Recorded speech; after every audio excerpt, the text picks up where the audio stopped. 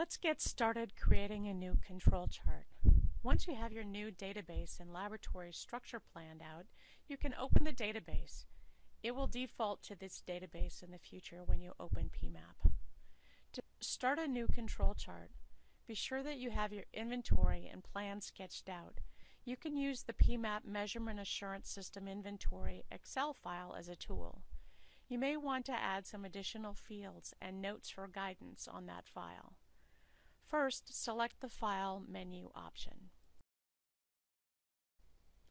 Next, select the new control item on the menu.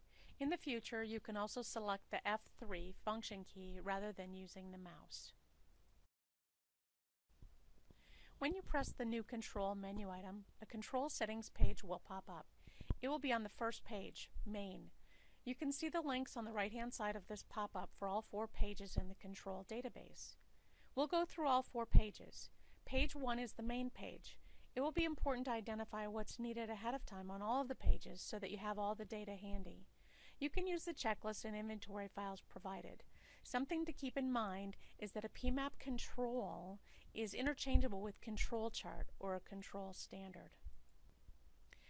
Next, you'll click on the Standards button.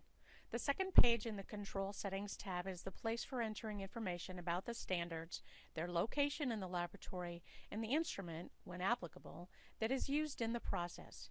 Information about the check standard is entered in the first box, shown above the blue dashed line, highlighted with the yellow arrow. Information for the working standard that is or was used to calibrate the check standard is entered in the second 2 boxes below the blue dashed line, highlighted with the red arrows. This page also allows you to enter uncertainty information about this control chart, so you'll need to have information available about the various uncertainty components for the process. Next, you click the Limits button. The third page is where limits for the control chart are entered. If you're familiar with standard short style control charts, you might enter warning limits and control limits, or action limits. You might also use warning limits and control limits on a range chart or a standard deviation chart. Additional limits that might be used include tolerances or portions of a tolerance.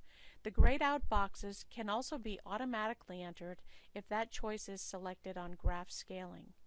Please keep in mind that if you're using range charts and standard deviation charts, the numbers that are entered need to be positive values so that no numbers go below the 0 line.